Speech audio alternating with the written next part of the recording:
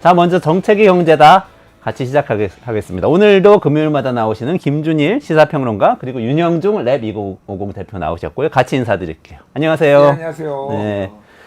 자, 오늘 국민의힘 전당대회가 어떻게 막장으로 가고 있는지에 대해서 이야기를 하고 그래도 숨어있는 정책이 있는지 찾아볼 텐데, 그러기 전에 제가 너무 흥미롭고 같이 좀 의견 여쭤보고 싶은 기사가 있어서 찾아왔어요.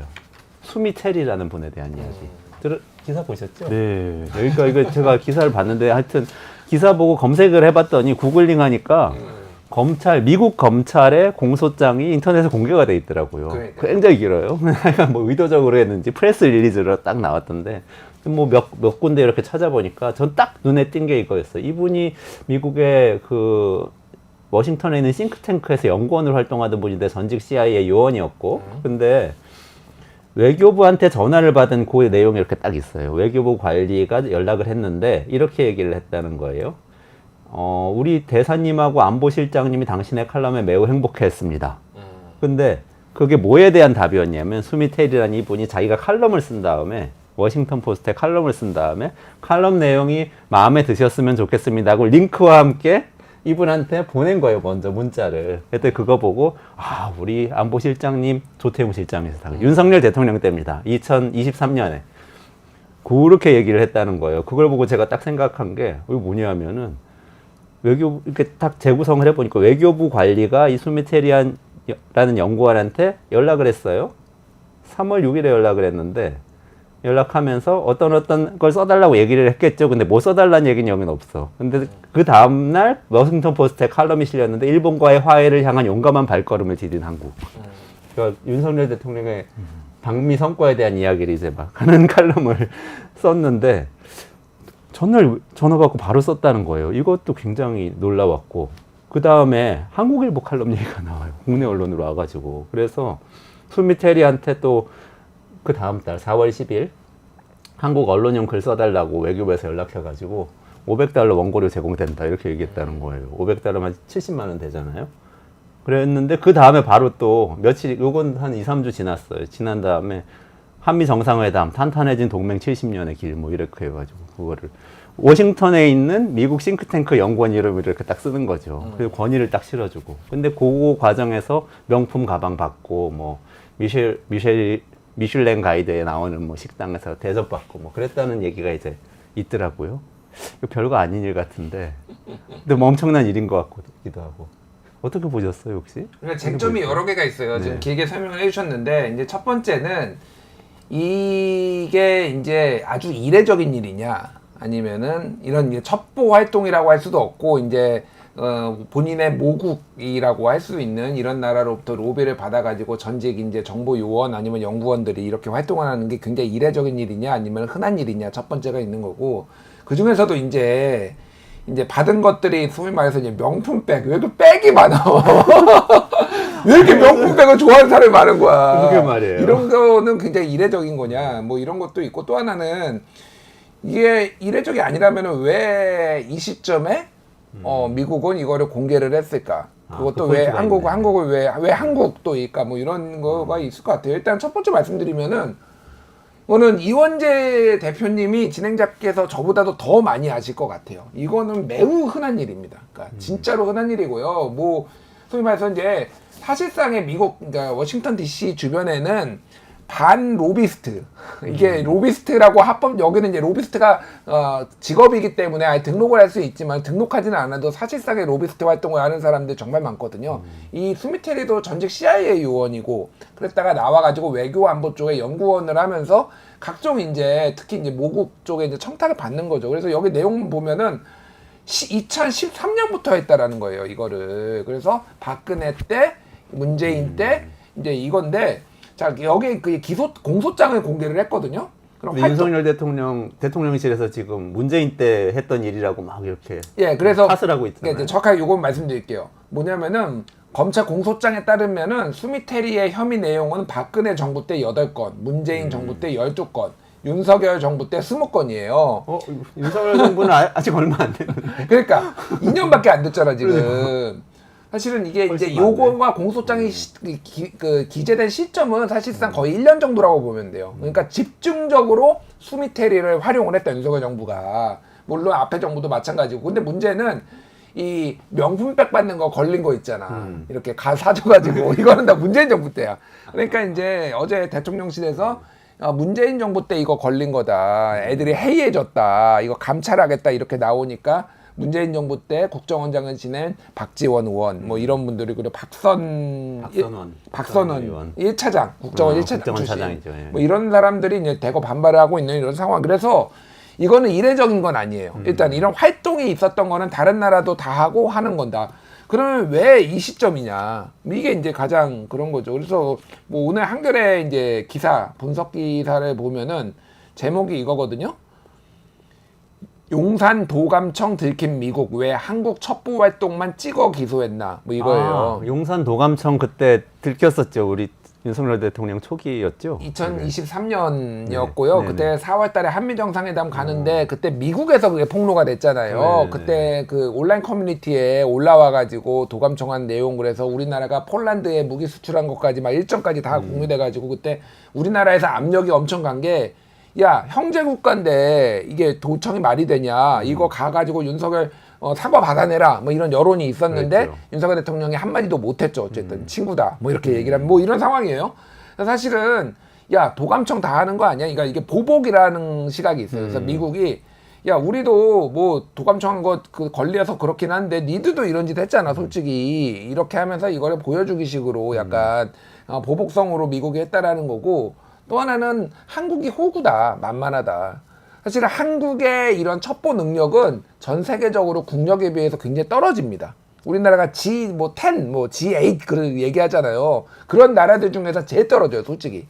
일본이나 중국이나 다른 유럽 국가들에 비하면 말도 안 되게 떨어지는데 한국은 이렇게 약간 호구처럼 동맹국인데 이거 당한 거 아니냐, 미국한테 뭐 이런 시각도 있어요. 예. 그 다 일리가 있는 것 같아요. 저도 옛날에 사실 저 연락 받은 적 있어요. 정부 부처에서. 정부 부처에서. 네, 그러니까 제가 민간 싱크탱크를 만들고 이제 운영을 했잖아요. 그래서 정부 부처에서 연락해가지고 당신이 지난번에 얘기한 그거 있지 않냐. 그거 칼럼을 하나 좀 써주면 좋겠는데 매체는 저희가 섭외해드릴게요. 원고는 얼마입니다. 이렇게 얘기를 하더라고요. 그래서 저는 그때 이제 당연히 거절을 했는데 이런 생각이 들죠. 아 이게 그러니까 이번에 딱 뉴스 보자마자 국내외를 막론하고 이런 방식으로 우리나라 정부가 홍보를 해왔구나 이런 생각도 또 들더라고요. 어떻게 보셨어요, 근데?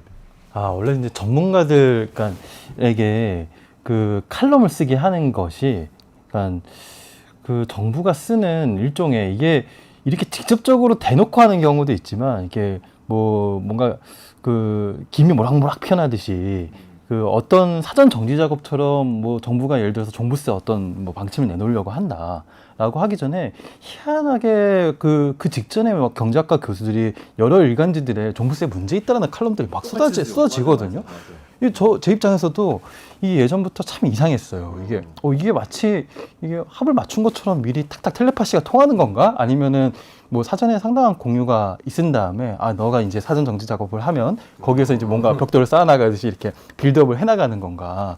그런 이제 의문이 들긴 했는데 물론 이게 뭐 어느 정부나 어느 정도는 뭐 이렇게 하고 있지 않을까라고 굉장히 뭐 잦은 거다라고 이렇게 말씀하셨는데 그렇게 생각이 좀 들고요. 저는 근데 그런 생각이 듭니다. 아까 이제 첩보 역량이 이제 떨어진다 그랬잖아요. 굉장히 그 이유가 궁금한데 제 추측은 이게 너무 그 수준이 낮아서 그런 게 아닌가. 그러니까 제가 그 수미텔이라는 분이 쓴 칼럼 제목이요. 그게 너무 노골적이잖아요. 사실 아마 보도자료 같은. 문재인 12건, 박근혜 8건이라고 했는데 그 미국 검찰이 그 전에 쓴 칼럼들을 봤을 때는 약간 이제 아리까리했을 것 같아요. 근데 이번 칼럼을 딱 보고 나서는 요거 분명히 뭐가 있네. 예. 뭐 확신을 가지고 수사에 들어가지 않았을까라고 생각을 하고요. 저는 또 이번 정부가 또 다시 문재인 탓, 또 다시 전 정부 탓을 했는데 이번에도 또 자살골이 아닌가라는 생각이 드는 게 그 문재인 정부 때 백을 받았잖아요. 이 백이라는 말이 자주 나오면 나올수록 과연 누구에게 불리한가? 비올백. 비올백은 어디 있습니까 지금 뭐 이런. 지금 계속 오늘 전당대회 얘기도 할 거지만 전당대회 때 제일 많이 나온 단어가 탄핵이에요. 그러니까. 이게 왜 자꾸 국민들에게 탄핵을 일깨워주고 백을 일깨워주는지 저는 오히려 좀 의아합니다. 저는 아까 진짜 그 백도 그렇고 아까 그 어떤 학자들이 동시에 막 여러 매체에 글 쓰는 거 있잖아요. 저 그거 자백 받았어요. 어떤 분한테 내가 끝까지 물어봤어. 왜 그러냐고 그랬더니 토킹 포인트를 봤는데 전체 메일로 보낸대요. 그러니까 이 우리에게 우호적인 칼럼니스트 명단이 있는 거야. 그때 이제 보수적인 칼럼니스트 명단이 거기로 전체 메일로 이 문제는 짝짝짝짝 우리의 입장은 이렇습니다. 딱 어느 날 보낸다는 거야. 그러면 그거 봐서 동시다발적으로 쓴대요. 각자가 기고하는 칼럼에다가 연락해서 그때 2023년 3월 7일에 수미테리가 쓴 워싱턴 포스트 칼럼 제목이 한국이 일본과 화해를 위해 용감한 발걸음을 내딛는다. 이게 네. 뭐냐면은 윤석열 대통령이 제안한 제3자 변제안. 일본이 하는 게, 그러니까 정부가 배상하는 게 아니라 별도의 이게 뭐 법인 같은 거 만들어 가지고 여기에 한국 기업도 들어오고 일본 기업도 들어오고 그랬는데 결국은 일본 기업 아무도 안 들어오고 한국 기업만 들어가 가지고 손목 약간 비트는 식으로 돼 가지고 뭐 이렇게 논란이 있었죠. 근데 이게 한일 관계를 오랫동안 갈등이 쌓였던 한일 관계를 푸는 한국이 굉장히 중요한 조치였다라고 하는데 이 기사를 보면은 윤이라는 단어가 14번이 나온대요. 윤석열의 윤. 윤석열님이 이러고 이제 기사를 쓴 거고, 심지어는 공소장에 뭐라고 나와 있냐면은 이 수미테리가 썼잖아요. 근데 수미테리 이제 압수수색 했잖아. 수미테리가 받은 한국 외교부로부터 받은 이메일이 있을 거 아니에요. 내용이 똑같다라는 거야. 수미테리가 쓴 게 아니라 외교부가 준 거를 그대로 쓴 거야. 그러니까 보도자료 실은 거야. 그러니까 워싱턴 포스트한테도 대참사다 이거. 이거 워싱턴 포스트한테 대참사고 이게 이 이메일이 온 다음에 다음 날인가 다다음 날에 이틀 만에 됐거든요. 이게 이거 추정이에요. 이거는 왜 그러냐면은 워싱턴 포스트 같은 데는 칼럼을 내가 실겠다고 해서 바로 실을 수 있는 데가 아니에요. 아니 그러니까 한글에도 예를 들면은 고정 칼럼니스트가 아니면은 무슨 전 세계적 석학이 아니면은 내가 야 내일 좀 실어주세요 한다고 실리는 데가 아니잖아요. 안 되죠. 이게 무슨 얘기예요? 이거는 이 가능성 이거는 진짜 광고를 하는 대가로 급하게 넣었을 가능성도 있어요. 그러니까. 그렇죠. 바로 대가성일 수도 있고 평소에 또 국가 광고를 계속 하는 관계일 수가 있어요. 정부가 한국 정부가 그럴 수 있어요. 그러니까 관광공사 같은 이미지 홍보 광고를 우리가 집행할게. 이거 좀 넣어줘. 그러고 하면은 이거는 어쨌든 거기도 영업을 해야 되니까 하루 이틀 사이에 급행력처럼 처리가 되는 거야. 이게 수미테리가 이메일 받고 바로 이틀 만에 나간다라는 거는 이거는 그랬으니까 뭔가 광고를 집행했을 가능성이 상당히 높아서 이거는 찾아봐야 돼 사실은. 이거 정확하게 알려면은. 국정감사 때 들여다봐요. 하여튼 저는 워싱턴 포스트에 집행한 광고네요. 네. 하여튼 전문가들도 정신을 차리고 정말 좀 제대로 좀 했으면 좋겠어요. 이렇게 아니, 출세주의적으로 하지 말고 정보 잘 보여서 뭐 넣어달라고. 나도 잘 써줄 수 있는데 왜 나한테 섭외가 안 되는 김준일 거야? 평론가님도 워싱턴 포스트에 칼럼 쓸 수 있었는데 왜 그러시는 거예요? 있다고. 구글 번역기 돌려가지고 나도 넣을 수 있다고. 정론 지키를 하시니까 특별히 오늘 모셨잖아요. 또 예, 알겠습니다. 본론으로 넘어가야 되는데 국민의힘 전당대회 얘기잖아요. 전당대회가 아니고 분당대회라는 얘기가 나오고 있어요. 그리고 집권여당 전당대회니까 여기서 뭔가 국정 방향이 나오면은 윤석열 대통령이 다시 힘을 받아서 남은 3년을 그래도 국민을 위해서 제대로 나라를 끌고 갈 수 있지 않을까라고 생각을 하다가 어제 CBS에서 토론하시는 걸 봤더니 정말 너무 정책 얘기가 한마디도 없는 거예요. CBS는 그저께고 어제는 저희 KBS라고 했고. 그저께였군요. 벌써 했어요. 오늘 낮 2시에 SBS가 편상국 거기서 마지막으로 최종 토론. 그러니까 화요일 오셨을 때 그때 뭐 의자 들고 싸우는 거 이거 얘기했는데 그 당원들이 그렇게 하는 거 말고 후보들도 지금 거의 의자 들고 싸울 판으로 뭐 이렇게 청탁전화를 했네 안 했네 이런 얘기하고 있어요. 일단은 저는 사실 전당대회 당대표 뽑는 전당대회에서 정책이 나오는 꼴을 본 적은 없습니다. 예전에도. 그리고 정책을 누군가 얘기를 하더라도 그게 화제가 되는 꼴을 본 적이 없어요. 예를 들면 이번에 유일하게 몇 개 정책이 나왔는데 나경원 의원이 핵무장론 얘기했고요. 예, 자체적 핵무장론. 네. 그때 이제 북러가 이제 뭐 가까워지면서 이제 러시아가 북한에 무기 이제 전략 무기 뭐 제공하네 마네 막 이런 얘기 나오니까 이제 포퓰리즘적으로 나경원 의원이 그것도 한번 던지고 말았고. 그리고 의외로 저기가 원희룡이 몇 개 정책을 내놨어요. 네. 뭐였냐면 주 3일 출근제. 주 3일이요? 예. 4일 아니고? 아니고, 그러니까 그 더 센 거지. 그러니까 뭐냐면은 근데 근무는 주 5일을 하는데 이틀은 재택근무하자. 그래서 지금 육아 문제 같은 거 뭐 이런 거 해결하자. 주 3일 뭐 출근 뭐 이틀 때 뭐 이런 거 뭐 해야 돼. 이런 거 했는데 심지어는 이원재 대표님 같은 분도 처음 듣잖아. 처음 들어봤는데. 아무도 관심이 없는 거야 그러니까. 아니 이게 재택근무를 포함하는 걸 주 3일 근무제라고 쓰는 것도 처음 보는 것 같아요. 주 3일 사실 네. 출근제라고 했어요. 그러니까 네. 근데 이제 근무제로 이제 인식이 되는 거지. 주 3일 그리고 출근제. 약간 그게 약간- 재택근무는 노는 거라는 그게 생각이 약간 원희룡 스타일이에요. 그러니까 아. 뭔가 말을 교묘하게 바꿔가지고 주 3일 근무제인 척하는데 듣고 알고 보니까 주 3일 출근제 주장했다. 그러니까 이런 식으로 하는데 제가 또 이제 제주도지사 시절에 제주도에 살았다 보니까 원희룡 지사를 다 잘 알지 않습니까? 네. 원희룡 지사 굉장히 독특한 캐릭터를 가지고 제가 오래 지켜봐왔지만 네. 예, 독특한 캐릭터를 가지고 있는 정치인이고 뭐 전당대회 아닌 얘기지만 한 가지 얘기만 해보면은 제주도지사 시절에 가장 큰 이슈가 뭐였냐면은 제2공항이잖아요. 제2공항 서귀포 쪽에. 예. 제2공항 문제가 워낙 어렵다 보니까 당시 제주도청과 시민사회가 합의해가지고 뭘 이뤄냈냐면은 시민들의 투표에 의한 제주 제2공항 여부를 결정해보자라는 걸 드디어 합의했어요. 그래서 시민사회 대표와 그리고 제주도지사 이렇게 1대1 토론을 2번 거친 다음에 여론조사, 그러니까 언론사 주관아래 여론조사 기관 붙어가지고 하기로 했죠. 그래서 정말 시민사회로서는 이거를 여론조사로 하는 거 말도 안 된다라고 했지만 그래도 이것밖에 방법이 없다 해가지고 합의를 해서 했단 말이죠. 그래서 투표가 나왔어요. 네. 어떻게 나왔냐면은 반대가 더 많이 나왔어요. 네. 예, 도민들이. 그래서 이례적인 그렇구나, 거거든요. 진짜. 대규모 개발 공사를 도민들이 반대 이례적인 거거든요. 당일날 바로 그 원희룡 지사가 이렇게 발표했습니다. 제주 그 제2공항 부지 인근의 주민들의 수용성이 높았던 것으로 보아 이 사업의 타당성은 확인된 걸로 결정되었습니다라고 발표를 해버려가지고 원희룡 그 지사. 워낙 마이크 세기가 더 파워가 더 세기 때문에 그 상대가 안 되는 거예요. 그러니까 약간 원희룡 이제 후보의 약간 특유의 스타일이 이번에 전대에서도 많이 좀 좀 드러나지 드러난 것 않았나. 같다. 예. 아니 근데 저는 김준일 평론가님 말씀 듣고 보니까 그래도 정책이 있었네. 아예 없지는 않았다. 근데 너무 언론에도 안 나오고 우리 너무 모르는 거 아니에요? 그건 어떤 첫 번째 전당대회 때 좀 나옵니다. 첫 번째 네, 후보 토론회. 후보 토론회 후보 때? 토론회 때 좀 아. 나옵니다. 첫 번째 후보 토론회 때 원희룡 후보가 조금 그 전날 이제 선관위로부터 경고를 받고서 태도를 완전히 바꿔가지고 이제부터 네거티브하지 않겠다. 아, 네. 라고 이렇게 얘기하면서 이제 후보들의 공약들에 대한 질문들을 하면서 첫 번째 후보 토론에서 조금 논의가 나오기 시작하다가 네. 거기서 근데 오히려 한동훈 후보는 굉장히 강하게 몰아세웠거든요. 자기에 대해서 의혹 제기한 것들 근거 있냐. 정책 얘기 안 예. 하고. 그러다 보니까 이제 원희룡 후보가 그 뭐 다른 CBS 방송에서 나와서도 얘기한 건데 옆에서 하도 쫑알쫑알대고 많이 끼어들고 막 그래가지고 자기 태도를 바꿀 수밖에 없었다. 예, 이렇게 얘기를 하고 있습니다. 아, 그래. 일단 핵무장론 이런 거는 사실 근데 뭐 여당 대표가 뭘 할 수 있는 얘기는 아닌 것 같고 그래도 이제 사실 주 3일 출근제 이런 거는 당정이 어떻게 합의하느냐에 따라서 뭔가 야당도 이렇게 반대할 이유가 없고 그러면 사실 우리 삶을 굉장히 바꿀 수도 있는 가능성은 있잖아요.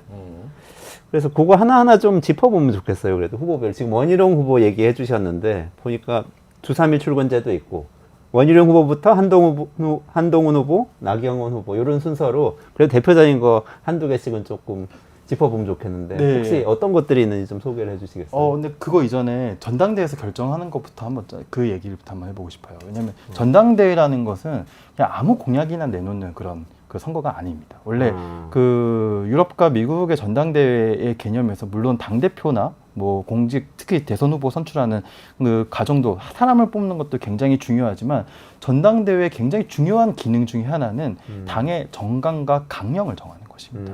당의 정강과 강령이라는 것은 그러니까 우리가 공약에 층위가 있거든요. 정책이라는 게 층위가 있어요. 그래서 영어로 하면은 플랫폼이라고 표현을 하는데요. 플랫폼이 정강과 강령입니다. 이 정강과 강령을 기준으로 선거 때 나오는 선거 공약이 나오는 것인데 그건 영어로 매니페스토라고 합니다.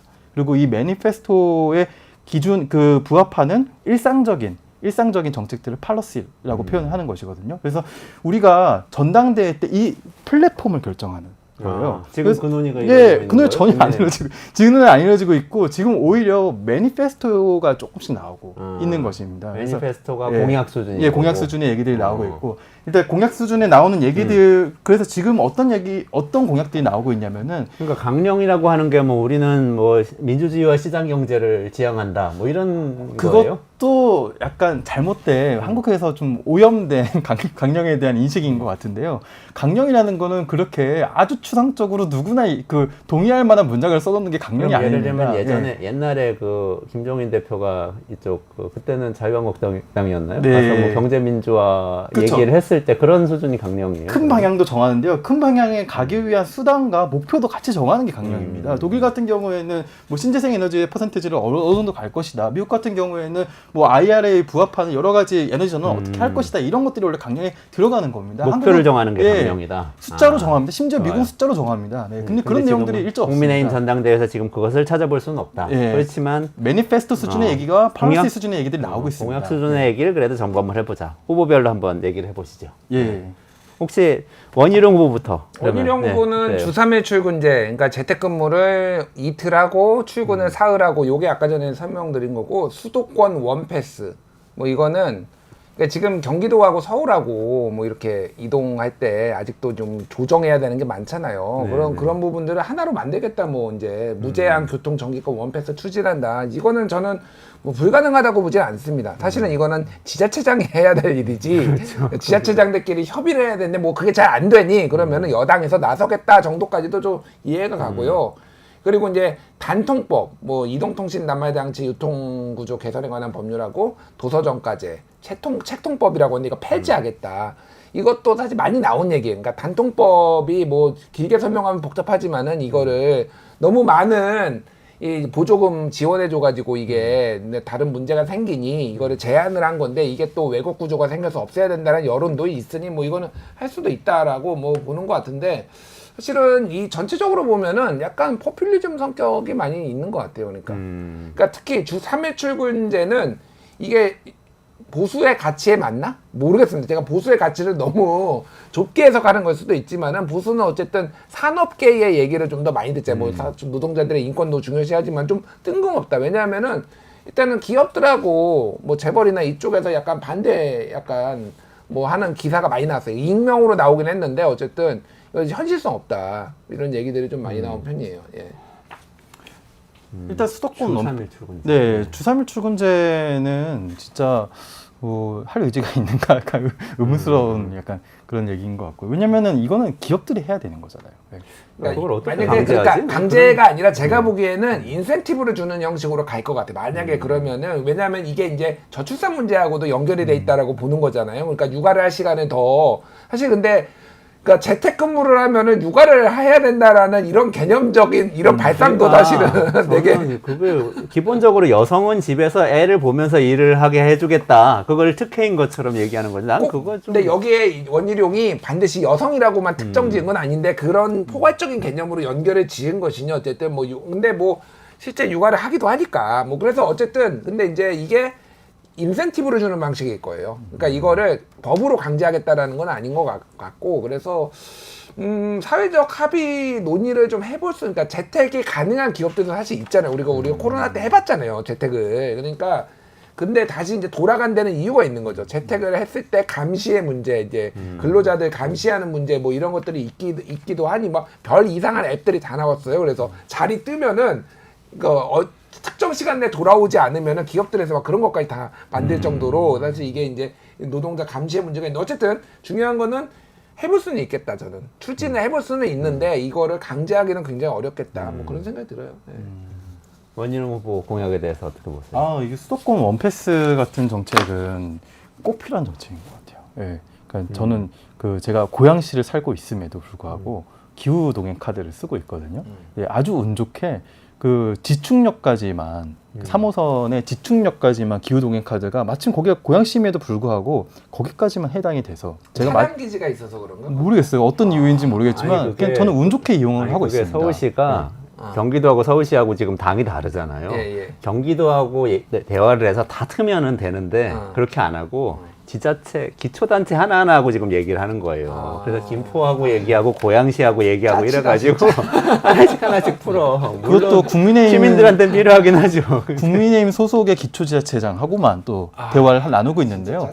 네, 근데 그것조차도 되지 않고 있습니다. 고양시장은 지금 국민의힘 소속이거든요. 맞아요. 예, 그래도 안 되고 있는데 요 정책은 저는 그 원희룡 후보가 국토교통부 장관이었기 때문에 그 경기도에게 무엇을 줄 수 있을지, 네, 경기도와 어떤 카드를 내밀고 협의를 할 수 있을지, 협상을 할 수 있을지 그걸 내밀고서 얘기를 좀 했으면 좋겠어요. 네. 그래서 그것만 좀 제대로 얘기를 해서 자기가 또 그 윤석열 대통령과의 친분도 또 과시하시니까, 네, 그래서 정부가 어떤 식으로 김동연 지사에게 그 어떤 카드를 줄 수 있을지 이런 것까지 얘기하면서 하면 좀 의미 있는 공약은 될 수 있지 않을까. 네. 필요한데. 굳이, 예. 근데 진짜 K패스라고 또 있잖아요. 국토부에서 원희룡 장관 있을 때 만든 거 아닌가? 그 다음인가? 발표한 건 그때입니다. 실제 네. 나온 건 시행된 건 그 다음이고 네. 이제 만든 거는 있을 텐데 K패스는 전국에 통하는데 그게 왜 지자체별로 통합을 못 시키지 하는 생각이 들어요. 왜냐하면 경기도 거는 KPS하고 연동해가지고 경기도 내에서는 그냥 K패스 혜택 플러스 알파 혜택으로 그냥 가더라고요. 근데 서울시만 딱 섬처럼 따로 돼 있어서 실효성이 있을지. 근데 하여튼 근데 그런 측면도 있어요. 환급을 해주는 것은 그 대중교통의 수요를 늘리는 데는 효과가 조금 덜합니다. 오히려 일정의 정액권으로 예, 화끈하게 지원을 하는 게 그 자기의 자가용 이용을 대중교통으로 전환하는 수요는 더 확실하게 생기게 되거든요. 예. 수도권 원패스는 그래서 일단 지금 말씀하신 것처럼 정액으로 뭔가 그 계속해서 이 수도권 교통요금을 정액권 체제로 이렇게 상당 부분 바꿀 수 있는 방식이다. 지금 이렇게 얘기했고 그것조차 지금 제대로 자료가 나온 게 없습니다. 명확하지 않아요? 네, 자료가 나온 게 없고 뭔지를 알 수 없고 지금 우리가 조사한 것도 후보 토론에 짤막짤막하게 나온 단어들로 지금 조합한 것이거든요. 그래서 이번에 정말 어려웠던 것은 전당대회에서 각 후보들의 공약들조차 파악하기가 어려웠다라는 게 안타까운 현실입니다. 진짜. 한동훈 후보는 뭔가 약속한 게 있어요. 한동훈 후보는 소상공인 자영업자 간이과세 기준 금액을 2억 원으로 상향하겠다. 그리고 육아휴직 급여 최소 월 210만 원 지급하겠다. 뭐 이거 하고 경제 정책은 아닌데 정치 공약으로 지구당 부활하겠다. 이거는 지금 예전에 오세훈법으로 이제 정치자금법 이제 투명하게 한다고 하면서 지구당 다 폐지해 버렸거든요. 이거 다시. 근데 이거는 민주당에서도 신중하게 검토하겠다라고 해서 뭐 지구당 부활할 수도 있겠다 이런 생각이 들고요. 사실 나머지 지금 이거는 육아휴직 급여 뭐 월 210만 원. 잘 모르겠습니다. 그러니까 이게 현실성도 현실성인데 어디서 많이 들어본 것 같지 않아요? 다 옛날에 나 했던 거예요. 그러니까 이게 국민의힘 계열에서 다 옛날에 했던 거를 사실 우리가 보면 알지만은 대선 때 공약 다시 지방선거에 쓰고 지방선거 공약 또 총선 때 쓰고 맨날 재활용하거든요. 그러니까 저기는 한동훈은 아예 준비가 안 돼 있었어요. 제가 보기에는. 예, 이거 정책에 대해서 진지하게 뭔가 그리고 사실 어떻게 보면 이번 전당대회 승부수가 정책이 아니라고 본 거죠. 예, 그게 맞죠, 솔직히. 예. 제가 점수로 평가를 하자면 한동훈 후보는 정치 공약에 있어서는 그래도 저는 A- 정도 주고 싶습니다. 정치 공약이 아까 지구당 부활. 지구당 부활, 예, 지구당 부활과 그 풀뿌리 정치 시스템 구축하는 지구당 부활과 현장 사무소 개설하고 그리고 이제 수평적 당정 관계를 하겠다, 라는 건 그래도 A- 점수 정도 주고 싶은데 경제 쪽을 보면 이 사람은 거의 D-와 F 사이를 왔다 갔다 하는 것 같아요. 예, 특히 이 간이가세 기준 제가 이제 이 간이가세 기준이라고 하면 잘 무슨 말인지 잘 모르잖아요. 탈세를 조장하는 거야 이거. 이거는 부가가치세를 적용할 때 간이가세를 적용하느냐 아니면 제대로 가세를 하느냐 이 차이인데요. 간이가세 기준은 원래 이제 4,800만 원에서 6,400만 원 이게 제가 학계와 정치권이 여러 가지 이견이 있는 부분들이 있지만 이렇게까지 학계에서 한 목소리로 어떤 의견을 내고 있고 한 목소리로요. 이견이 전혀 없이 한 목소리로 의견을 내고 있고 정치권에서 어떤 법안이 나올 때 한 목소리로 학계와 완전히 반대해야 되는 얘기가 나오고 있는 이것도 이견이 없어요. 예, 여야 다를 것 없이 이견이 나오는 분야가 부가가치세 간이가세 제도입니다. 그러니까 부가가치세 간이가세 제도는 학계에서는 이견 없이 간이가세의 범위를 줄여서 세제를 투명하게 해야 되고 부가가치세 제대로 부과해야 되고 이것이 다른 세제에도 영향을 미치기 때문에 부가가치세를 제대로 해야지 거래가 투명화된다라고 일관되게 얘기하고 있고요. 그리고 정치권에서는 나온 법안은 단 하나도 예외 없이 간이가세 기준을 늘리는 법안만 나오고 있습니다. 그러니까 이게 그냥 대표적인 포퓰리즘 정책인데요. 그러니까 저는 우리가 나온 공약에만 집중할 게 아니라 나오지 않은 공약에 좀 집중할 필요가 있다고 생각이 돼요. 그래서 한동훈 후보 같은 경우에는 저는 오히려 굉장히 맹공을 하고 있는 원희룡 후보보다도 정책에 대한 이해도가 좀 떨어지지 않나라고 생각이 들거든요.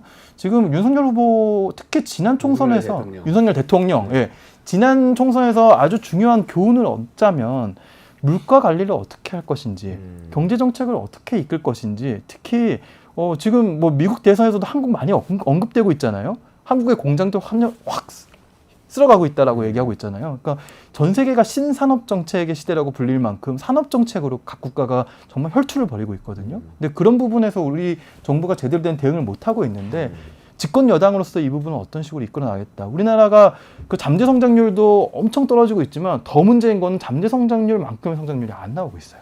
예, 그러니까 그 부분을 어떻게 집권 여당으로서 보수 여당으로서 어떻게 이끌겠다 이런 플래닝이 안 나오고 있습니다. 그래서 다 없는 거 아니에요, 그건?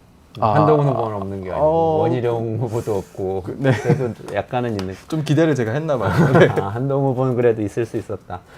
D-인지 F인지 정해주시죠. D-인 것 네, 같습니다. D-. 한동훈 후보의 그러면 가장 큰 그 정책 중에서 가장 큰 문제는 그 간이과세 기준 2억 원으로 상향하겠다는 거는 사실 그러면은 만약에 그런 상황이면은 요거는 현실적으로 구현이 안 되겠네요. 전문가들이 다 반대하면 당연히 기재부가 반대하고. 저도 반대예요. 그러니까 이거는 뭐 탈세를 조장한다기보다도 어쨌든 뭐 그런 식으로 이제 세율이 낮아지는 사람들이 많아지는 거니까 우리나라는 일단은 세금을 걷고 그 다음에 어떻게 분배할지를 지금 고민해야 되는데 어떻게 해서든 깎아주고 소득세도 안 내는 사람이 절반이잖아요. 지금 무슨 뭐 예외 적용 뭐 다자녀네 뭐가 있네. 그러니까 너무 많다. 이거는 심플하게 가는 게 맞아요. 그렇죠. 네. 다 적용하되 진짜 필요하다면은 뭐 세율을 조정을 하든지 뭐 공제를 해주든지 해서 이제 전공법을 하는 게 낫죠.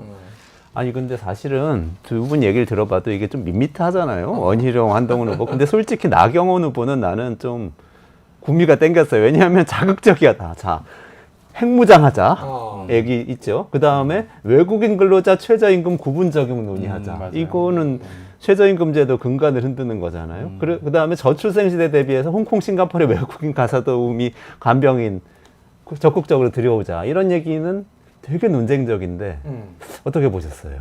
거기 하나 더 있습니다. 또 있어요? 예, 그 어제 법안 발의, 어제가 지난주에 이제 법안 발의했는데요. 헝가리식 저출산 해법. 예, 그게 뭐였냐면은 나경원 의원이 1억인가 2억 준다는 거 아니었어요? 예, 그 아주 저리에 장기 대출해 준다는 정책이었는데요. 이게 약간 뒤끝이 있는 게 그 나경원 의원이 원래 윤석열 정부의 초대 저출산 고령사회위원회 부위원장이었잖아요. 예, 그때에 우리가 조금 장관급이죠. 예, 장관급입니다. 위원장은 대통령이기 때문에 네, 부위원장입니다. 근데 이제 조금 되짚어 보면 헝가리식 그 저출산 해법을 언급하자마자 갑자기 대통령실의 안상훈 당시 사회수석이 이거는 정부 입장과 정면 배치된다라고 그러면서 갑자기 그 대통령실로부터 그때부터 뭐 좀 비속어를 섞자면 뭐 조인트를 까이기 시작했어요. 예, 그러니까 이게 이제 사실은 이제 이 토론 과정에서 그 후보 토론회 과정에서도 그 얘기가 나왔습니다. 한동훈 후보가 바로 물어보더라고요. 당시 그 대통령실과 이견이 생겨서 이 정책을 접은 걸로 알고 있는데 접고 그만뒀죠. 예, 그만두고 당대표 나왔다가 당대표도 못하고 그렇죠. 대통령실에서 네, 반대해가지고. 그렇죠. 그래서 이번 법안 발의하기 전에 대통령실과 협의했습니까? 딱 이렇게 물어보는 거예요. 그러니까 나경원 후보가 개별 의원의 의정 활동에 대해서 대통령실과 협의해야 한다고 생각하지 않습니다. 이렇게 얘기를 하는 거예요. 예, 뭐 그 발언은 괜찮았습니다. 그 발언은 괜찮았는데 아무튼 거기서 한 발짝 더 나아갔어요. 그래서 당시 대통령실이 저를 이 정책을 반대했던 것은 이 정책에 대한 반대가 아니라 내가 그 당시 이제 후보가 그 어떻게 보면 당대표 후보가 되는 것에 대한 반대 성격이었기 때문에 이 정책에 대한 반대라고 생각하지 않습니다라고 얘기를 했거든요. 아무튼 요 정책까지도 얘기를 했고 요 정책도 나름 의미는 있는 정책이라고 생각을 하는데요. 근데 핵보유와 이제 외국인 근로자에 대한 최저임금 그러니까 별도의 최저임금을 적용하자라는 정책은 굉장히 예민한 이슈인데 그런 예민한 이슈를 화끈하게 던진 그런 감이 있었고요. 근데 좀 현실성도 그러니까 일단 핵보유는 현실성이 떨어지고 외국인 그 근로자 최저임금 적용하지 않는 정책에 대해서는 이거는 좀 여러 보수 정치인들이 주장을 하고 있는데 정말 좀 심각하게 한번 제대로 된 토론을 해볼 필요가 있다고 생각합니다. 그 주제가 다 다른데 아까 그 윤영주 대표님이 얘기한 저출산 고령사회위원회 부위원장 시절에 얘기했던 정책을 지금 다시 꺼내는 거에 대해서는 어떻게 생각하세요? 좀 정치적 의미가 있는 건 아니에요? 정치적 의미가 있는 게 아니라 원래 이 정부가 그래요. 지들 맘대로죠. 그때는 진짜 나경원, 그러니까 이준석 의원의 표현대로 다리몽둥이 다 부러뜨렸잖아요. 안철수 다리몽둥이 부러뜨리고 나경원 다리몽둥이 부러뜨리고 그래가지고 다 주저앉히고 이제 김기현 만든다고 사실은 이게 말도 안 되는 공약은 아니었어요, 사실은. 그런데 이 정도로 대통령실에서 발끈할 일인가? 이거는 나경원은 견제할 목적이었고 지금은 뭐 온갖 이거보다 더 센 것도 지금 다 나오고 있는데 얘기가. 그러니까 지금은 또 다른 거예요? 그때 달라요. 그냥 나경원이 싫어요. 뭐 그때는 그 정도로 보시면 될 것 같아요. 그래서 뭐 이거는 저는 뭐 논의해 볼 수 있다고 봅니다. 뭐 이거는 그렇죠. 뭐 그런 것 같고 최저임금 같은 경우에는 업종별 차등 이번에 최저임금위원회에서 얘기하다가 결국 결론 못 냈잖아요. 논의해볼, 그러니까 뭐 미국 같은 경우에 뭐 미국의 그 글로벌 스탠다드는 아니지만은 미국은 굉장히 복잡하잖아요. 최저임금 제도가 일단 주별로 다 다르고 주에서도 심지어는 나이별로 달라요. 숙련도에 따라서 다르게 뭐 이렇게 적용을 하거든요. 이게 굉장히 복잡합니다, 사실. 그래서 외국인 노동자에 대해서는 다른 거는 아닌 걸로 알고 있는데 어쨌든 한국이 그러면은 이제 중요한 거는 외국인 노동자한테 더 적게 주면은 더 많은 외국인 노동자를 받을 준비는 되어 있는 거야?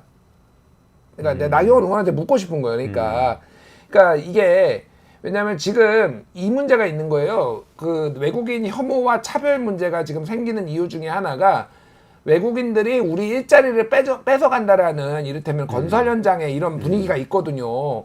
이미 쟤들이 더 말도 잘 듣고 임금도 적게 받으니까 그렇게 우리 일자리를 뺏어간다라고 하는데 이게 정부에서 공식화되면은 굉장히 큰 인종 문제라든지 뭐 이런 게 이제 발생할 거고 더 많은 사람들을 그러면 수입을 해야 되고 우리나라의 이제 실업률이 높아질 거예요.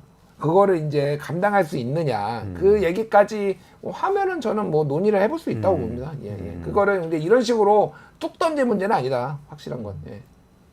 의미 있는 문제 제기는 했다 이런 말씀이시네요, 결국은. 지금 근데 그러니까 이게 의미가 있으려면은 이분이 당대표가 돼야 되고 일단 그 다음에도 꺼내야 되는데 제가 이제 이게 진짜 전당대회 당대표 뽑는 전당대회가 의미가 없는 게 당대표 때 나온 그 공약을 당대표가 된 다음에 논의를 하는 걸 보면 고려. 그러니까 진짜 그러니까 지속적으로. 그러니까 사실은 우리나라에서 의미가 있는 거는 대선 후보밖에 없어요. 제가 보기엔. 대선 후보 정책과 공약은 관련해서 의미가 있는 건 사람들도 관심을 가지고 이후에도 추적도 하잖아요. 이거 대선 공약인데 왜 안 지키느냐. 근데 당대표가 됐는데 너 이거 당대표 공약인데 왜 안 지켜라고 추궁하는 거 본 적 있습니까? 언론에서. 저는 본 적 없어요. 아니 그래도 이 집권 여당이면은 네. 그 사람 그 당의 입장이 뭐냐에 따라서 정부가 하는 일이 조금씩 바뀔 수는 있잖아요. 집권 여당이 맞나요? 이 정당이? 국민의힘이 솔직히 반대만 하고 있지. 뭐 아니에요. 지들이 뭐 하겠다고 내놓는 게 아무것도 없는데 다 반대만 하고 있는데 제가 보기엔 지금 민주당이 집권당 같아요. 지금 하는 거 보면. 지금 좀 그런 느낌은 있죠. 네. 그리고 윤상현 후보도 사실 있는데 이게 지금 공약을 찾다가 작가님이 못 찾았다는데 윤상현 후보는 있어요? 그 지역에 가면은 그 지역의 토목공사 얘기를 했어요. 예를 들면 청주 국제공항 민간 전용 활주로 신설, 충청 스퀘어 산업단지 조성 뭐 이런 거 있잖아요. 뭐 호남 가면 호남 얘기, 충청도 가면 여기 길 닦고 저게 뭐 역사 만들고 뭐 이런 거. 전형적인 구태 포퓰리즘 정치인의 공약이다. 뭐 이 정도로. 포퓰러하지 않은 포퓰리즘 정치인이네. 예. 보셨어요?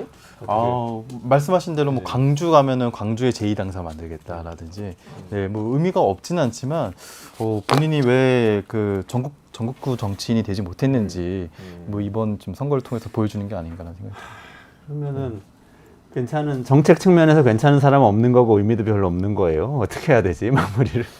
그래도. 재밌는 질의응답이 하나 있었는데 예를 들어서 지금 정치인이 아니라면 뭐 하고 있을 거예요? 라는 질문을 던졌더니 원희룡 후보는 저는 성지순례를 예전부터 너무 가고 싶은데 성지순례를 다니겠다라고 얘기를 했고 그리고 그 윤상현 후보는 국제정치학 교수가 되고 싶다.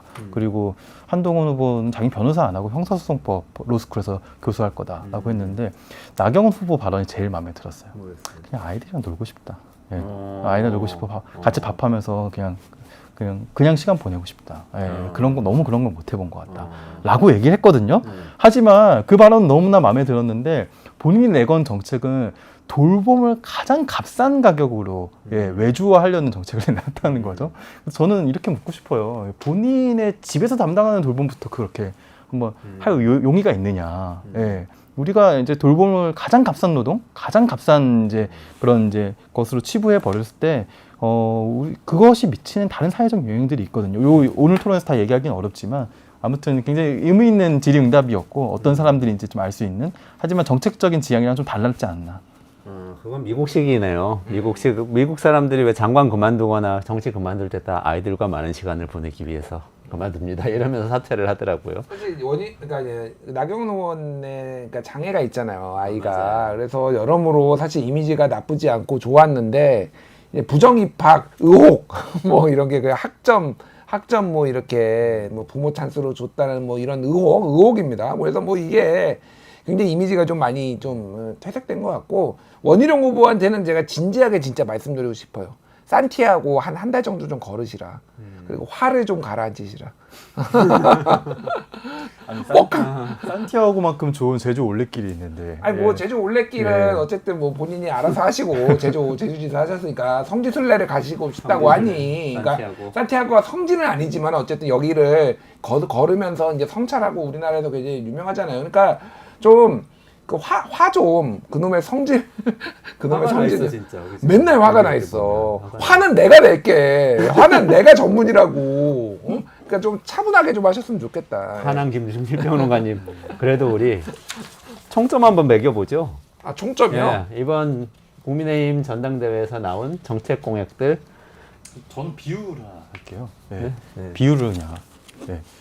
이번 전당대회 약간 이명박 박근혜 대선 후보 뽑는 전당대회 같은 느낌이 들었습니다. 당시에 그 굉장히 치열했거든요. 그리고 당시 이명박 쪽의 대표 선수는 박형준 현 부산시장, 그리고 그 박근혜 쪽의 대표 선수는 유승민, 그 두 분이셨는데, 지금 그 두 분이 상대 후보를 향해서 제기했던 의혹들이 다 나중에 사실로 드러났어요. 그리고 두 분 다 감옥에 갔고, 그 수사는 또 한동훈 후보가 상당수 했었습니다. 근데 지금 나오는 여러 그 의혹들과 서로 문제 제기들이 상당히 이게 사실로 드러나면은 이게 법률적으로도 좀 문제 있는 거 아니야? 이런 얘기들이 좀 나오고 있습니다. 그래서 그때의 모습을 좀 보는 것 같은 그런 느낌을 받습니다. 그 뭐 지금 나온 의혹들, 예를 들면 뭐 댓글침, 한동훈 후보 댓글침 공작이라든지, 나경원 후보가 뭐 공소를 취하해 줄 때 청탁. 법무부 장관한테 공소를 취하해 달라고 그런 하는 게 얘기 정상적인가요? 이게 정말 저는 후보별로 등급을 공약, 정책 공약 뭐 이렇게 점수를 매겨보면은 원희룡 B 마이너, 나경원 C 플러스, 한동훈 C 마이너, 윤상현 D 뭐 이렇게 드리겠습니다. 원희룡 후보 굉장히 높게 받았는데. 네, 뭐 이게 뭐가 됐든 수도권 원패스 해야 된다고 한다면서요. 저도 그렇게 생각해요. 뭐가 됐든, 그리고 할 수 있어. 내가 보기에는 국토부 장관도 하고 당 대표가 되면은 조율하면 되는 거잖아요. 그러니까 뭐 저는 나쁘지 않다고 보고, 주 3일제 3일 출근제도 현실적으로 쉽지는 않지만은 저는 보수가 좀 바뀌어야 되는 어떤 방향성, 언제까지 재개편만 들고 이게, 그러니까 보수도 이제 바뀌어야 되거든. 이준석이 맨날 그 얘기 하잖아요. 더 이상 옛날에 그 보수가 2030 관심 없다. 본인하고 생활하고 맞닥뜨려야 되는 건데, 사실은 나쁘지 않다고 봅니다. 어쨌든 화두를 던질 수도 있다라고 봐요. 그래서 원희룡이 정책적으로 나쁘진 않은데 토론이나 이 전체적인 그건 최악이다. 그러면 선택권이 있다면, 예? 김준일 평론가님이 선택할 수 있다면 원희룡 그러니까 대표를 선택하시겠습니까? 4명 중에? 네, 4명 중에 지금 만약에 한 명을 내가 정할 수 있어.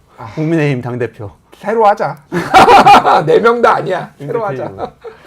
4명 중에 뽑을 사람 없나요? 진짜 없어. 새로 하자. 알겠습니다. 여기까지 하고 마무리. 차라리 뭐 김재섭이나 김용태나 좀. 김재섭이나 김용태가 낫겠다. 그럼 이렇게 정리할게요. 그래도 원희룡이 제일 덜 나쁘다. 김준일 평론가님. 윤영주 대표님, 김재섭이나 김용태를 내세워라. 이렇게 정리하면 되겠습니까? 뭐 좀 기분 나빠하시는데 두 분 원희룡 다. 캠프에서 좋아하겠네요. 알겠습니다. 정책이 경제다 오늘 여기까지 하고요. 국민의힘 전당대회 정책 살펴봤는데 알맹이가 많지 않아서 좀 아쉬운데요. 계속해서 열심히 정당들이 정책을 중심으로 활동할 수 있도록 우리가 계속 자극을 주겠습니다. 여기서 오늘 김준일 평론가님, 윤현주 랩 2050 대표님 같이 인사드리고 마무리하겠습니다. 고맙습니다. 네, 감사합니다.